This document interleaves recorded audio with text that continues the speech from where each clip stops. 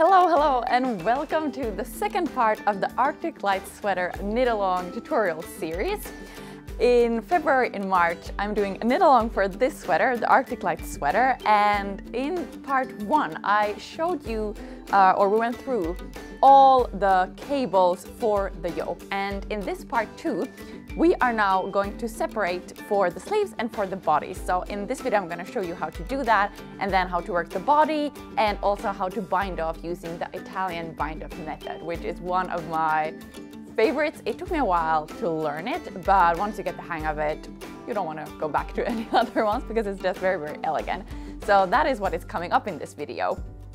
Now, this knit-along runs from February to March 2023, but these videos will still be here even after that. So even if you maybe have some other projects you can't join right now when these videos go live, no worries, I will keep them here on my channel. So if you're watching this later, you're absolutely welcome to join.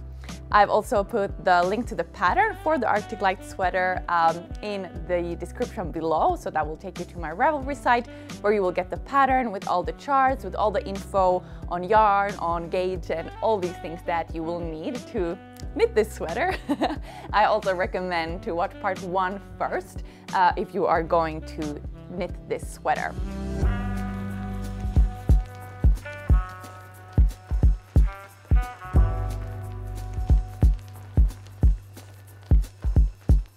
Before we get into it again, I also want to say thank you to everybody who's joined the Ravelry chat group. I made a knit-along chat group there. You can definitely still join. You can also join after this. There's so many good comments, so many good threads, lots of questions, and other knitters helping each other out, which I love, which is also a best part, I think, of being able to have this channel. Then I can create this space, this community where we can just help each other out. I am so excited to see all your beautiful Arctic Light sweaters. Please do use the hashtag Arctic Light Sweater or Arctic Light Sweater KAL, so that's knit along. When you post on Instagram, it's so much fun to see this design in different colors and what kind of yarns people have chosen. All right, but without further ado, let's get into it for this part. So now I have worked my entire yoke and with the sleeves. So now I am, let me see, I'm working size small. Right now you can't really see the pattern yet because I'm working on I think this is an 8mm cable. I'm using 5mm needles. But next it's gonna be very exciting because we're gonna put the sleeve stitches on hold. So I am going to use these stitch wires cables. You can also use scrap yarn, that's totally fine. And then when we put the sleeve stitches on these little stitch wires, we're actually gonna be able to try this on. So that is also very exciting. And then we're also going to cast on some new stitches here for the underarms. So let's go ahead and do that.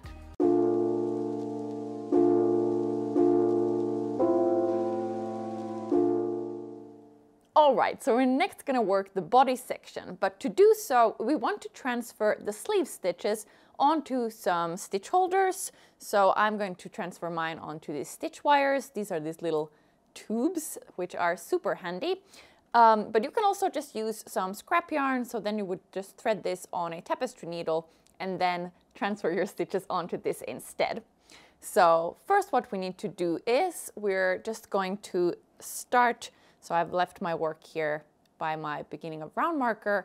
And first we're just gonna work chart A, the next round of chart A. And now you'll see, because we don't have a specific chart for this section anymore, so you're just gonna continue as established. Now, what that means is that when you have this double seed stitch, here it's fairly easy. You just continue that as established, and for all of these charts as well. And if you want to have a chart to go by, you'll see that there is the pattern repeat indicated in the charts.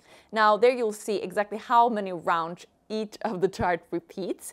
But if you want to have an actual round or kind of a row to follow, I recommend to start from round 25 in no matter what size you're using. You just continue working the body, essentially following the chart from round 25. So that's a pretty easy way that you still have some visual guidance here if you haven't exactly memorized all these cables yet.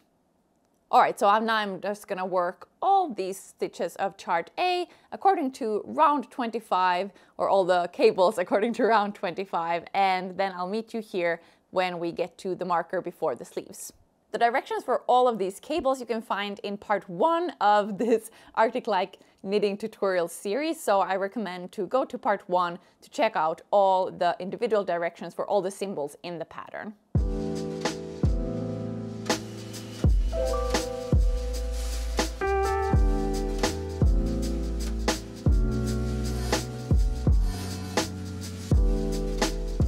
All right, I'm approaching my marker, so I worked entire chart A here as established, then double seat stitch. Now I'm coming to my first marker here of the round, so that one I can go ahead and remove. So RM means remove marker. So I will remove that marker, and then I have chart B.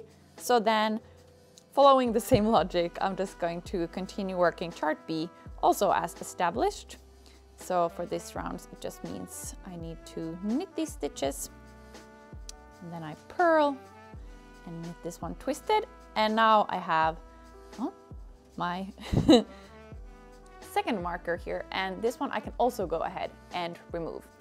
And now the next stitches would be chart C. So these are the sleeve stitches, but we don't want to work this because we want to work the body. So these ones we're going to now transfer onto either a stitch wire or then just a long piece of yarn, so some scrap yarn. If you have one of these stitch wires, they're super handy because they essentially have this little tube, and you can just pop that onto your needle, and then we're going to transfer. So I'm working size small, so it depends a little bit on what size you're working, but 78 stitches I'm going to transfer, but essentially that just means that you're going to transfer all the stitches until the next marker, so until that next raglan seam chart B comes. So all of these stitches I want to carefully transfer from my working needle onto the stitch wire. All right, then I can remove both my marker and then pull through this stitch wire.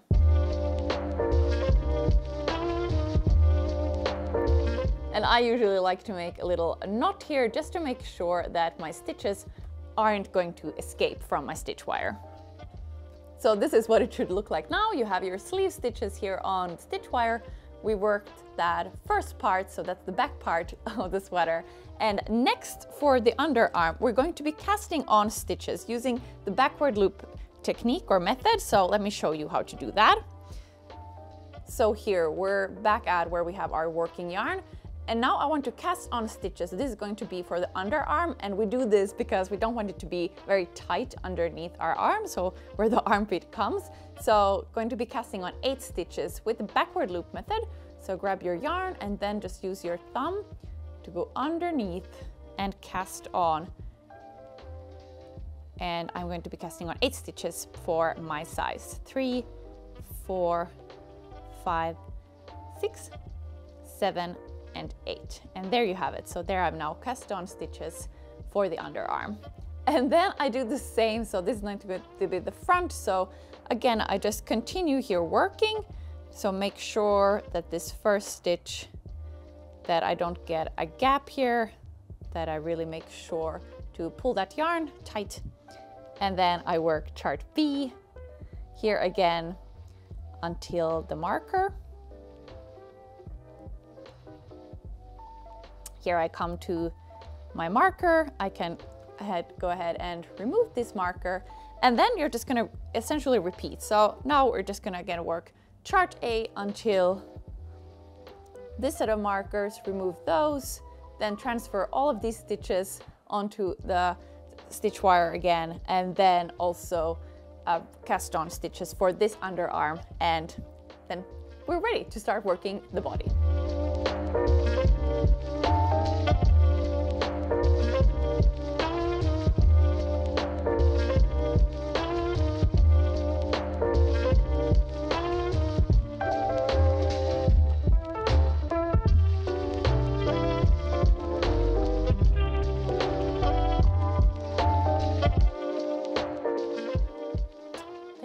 My first sleeve, I've worked chart A, first sleeve, chart A again, and now my second sleeve, and now I'm going to be casting on again stitches here for the underarm. 2, 3, 4, 5, 6, 7, and 8. then I continue until the end of round. So here is my beginning of round marker. So now I just have to work this chart B, these last stitches here, until I have now transferred all of my sleeve stitches onto the stitch wires, and we can continue working the body. So right now, this is what your work should look like. So we have the sleeve stitches here, and you can see, so these raglan seams, they are still included in the body, and we're not gonna do anything with the sleeves right now. Now we're just gonna continue working the body as established. So again, you can use a post-it note from round 25, so you have those pattern repeats for each of the cables, or if you just want to use the pattern repeats, so the different cables, they have a bit of a different repeat. So this one, the 10-stitch cable, repeats over 4 rounds, this one over 6 rounds, and this one over 8 rounds. And then you can even just use a little round counter so you know where you're going at. So next you're just going to continue working the body until it measures 28 centimeters, so that's 11 inches from underarm. But I will show you still round 1, so what to do with the stitches that we cast on for the underarm. So you have that same beginning of round marker, so keep that because that is still going to be the beginning of round marker. So now we're starting to work the body. So this is round 1 and everything is just as usual. You just continue working chart A as established, but I will just show you what to do when you get to those stitches that we cast on for the underarm. So here for my cables now, I would then be working according to round 26 for all the cable repeats and knowing what to do. I've worked chart A here, and now I am approaching those stitches that we cast on for the underarm. So again, just gonna first work round B here again. So that's the little raglan seam cable. And now, so it says to work these new cast on stitches in double seed stitch. So essentially you can just decide if you want to start with doing a knit stitch or a purl stitch, but just go knit, purl, knit, purl, knit, purl, and then do one more round, the next round of that, and then you would switch them. So if you would have started with a knit here, you would just do a purl. So that's essentially all you do. A little tip here is to try to knit these without having like big gaps, like especially here sometimes you have like this strand, so just be mindful about that. And then this is the space where we're going to be picking up stitches a little bit later on when we then start to work on the sleeves.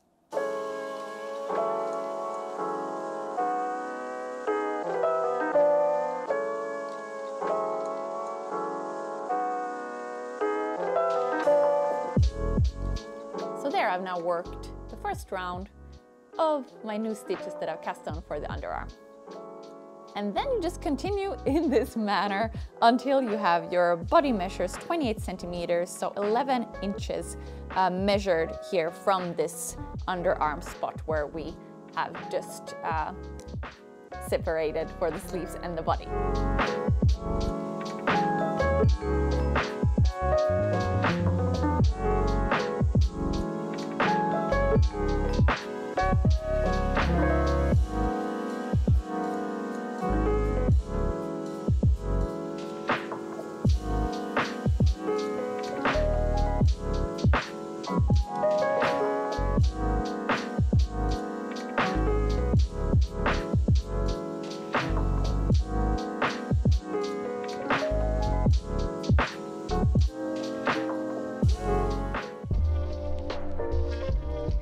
You are going to continue working the body section until it measures 28 centimeters or 11 inches. You want to measure this section from where you cast on new stitches until here. So I've already worked my hem.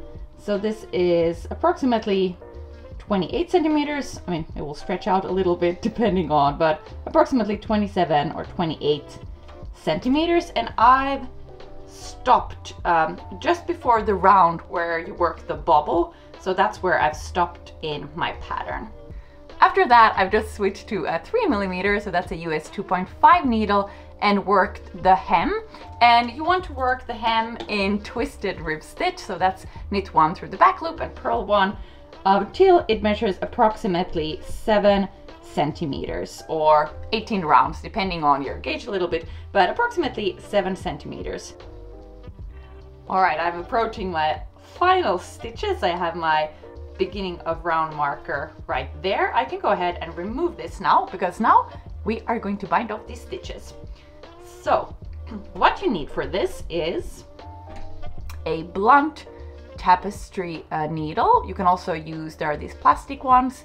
I'm gonna use this one that I have. And now first what we need to do is we're gonna cut our yarn, and you're gonna need a pretty generous amount. I would say 3 to 4 times as much in length as the stitches you have. So I usually take a little bit too much just in case. So what I will do now, I have my stitches here on the cable, so they're not completely as wide as they would normally be, but I'm gonna wrap it around kind of loosely 1 time, 2nd time, again like pretty loosely, a 3rd time. Then I think I'm gonna take like half circle more.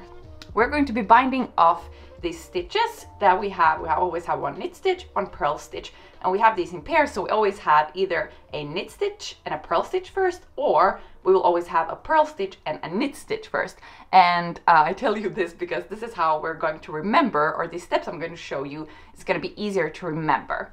But first we are going to do one step that we only do here for the first stitch. So step number 1 is you have the needle and your tapestry needle with the yarn. Then this first stitch, we're going to go in purlwise, and you're going to hear me talk about going in purlwise or knitwise.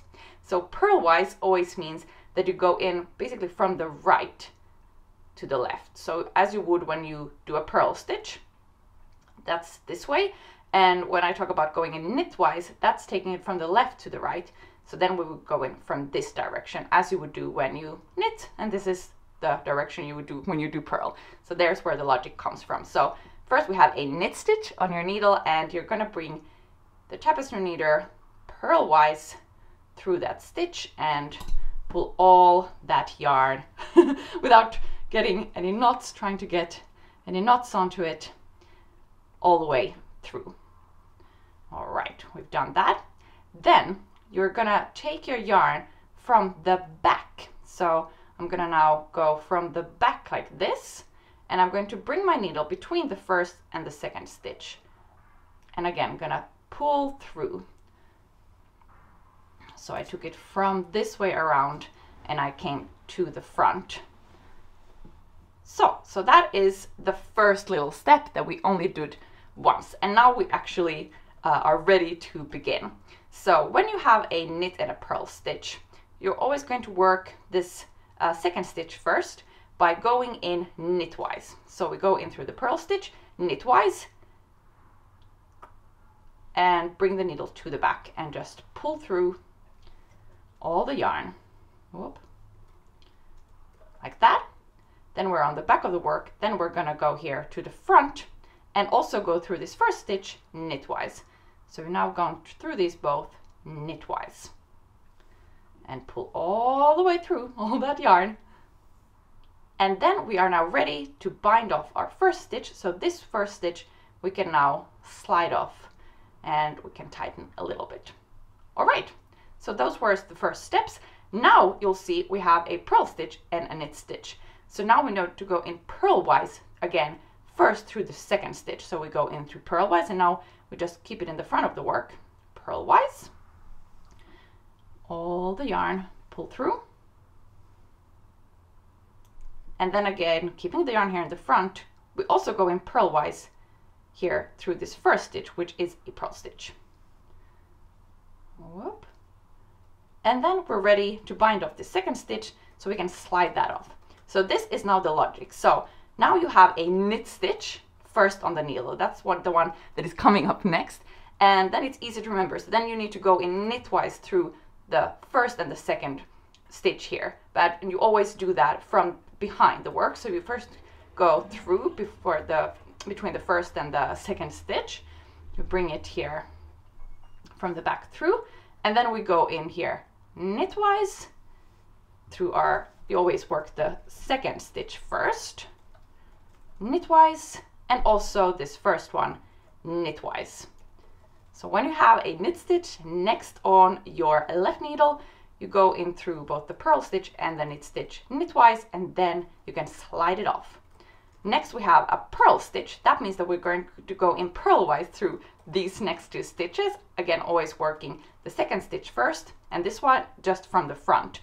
So you go in purlwise through the second stitch, pull all the yarn through, and then you go in purlwise through this first stitch as well, and pull all that yarn through, and then you are ready to slide that stitch off. So these are the stitches you're going to be repeating all the way through, and you can already see here what a nice result this produces. It's almost like the stitches continue seamlessly. I'm gonna work a little bit more of this so I can show it to you what it looks like. So again, next.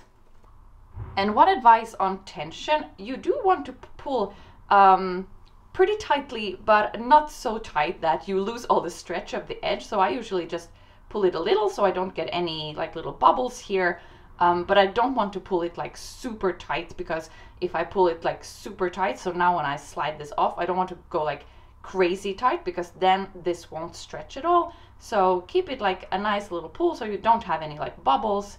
Here I should have probably pulled a little tighter. You want it to be sort of nice and be able to be flexible here. Here you can see what a beautiful edge the Italian bind-off creates.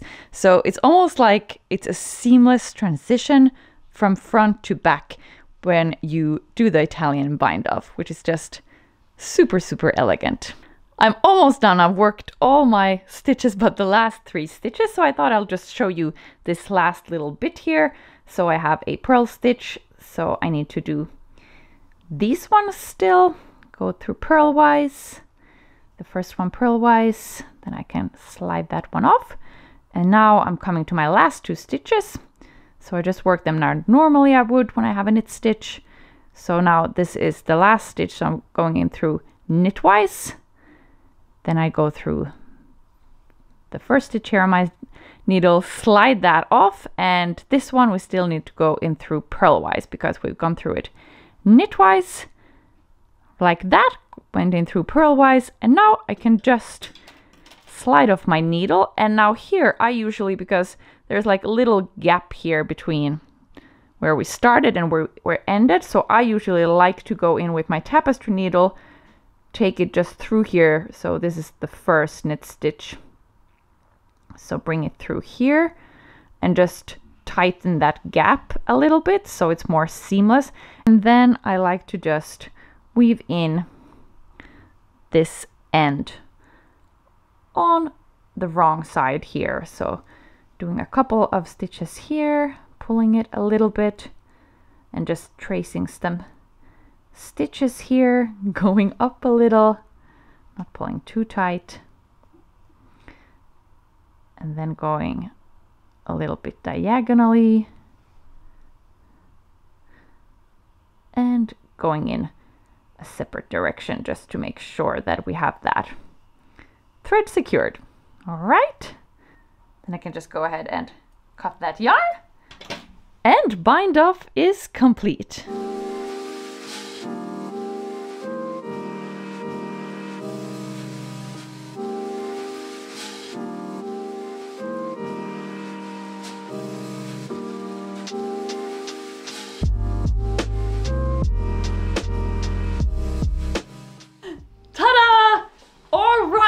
A big chunk of the work is now done. So in the final part of this Arctic Light knit video tutorial series, we are going to work the sleeves.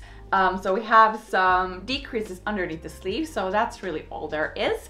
And then I'm also going to show you how to do the finishing touches, so how to block your sweater. But I mean, this is already like a big chunk of the work is already done.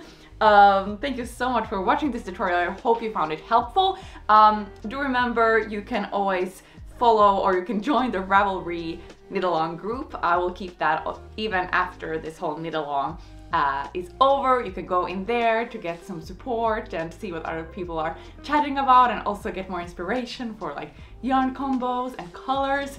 I think that's one of the best parts of being a knitter, being able to dream up and envision what you're going to be your next project, and just seeing the same pattern in different colors, what kind of combinations people are using. So that's all for this part 2. I will see you in the next part.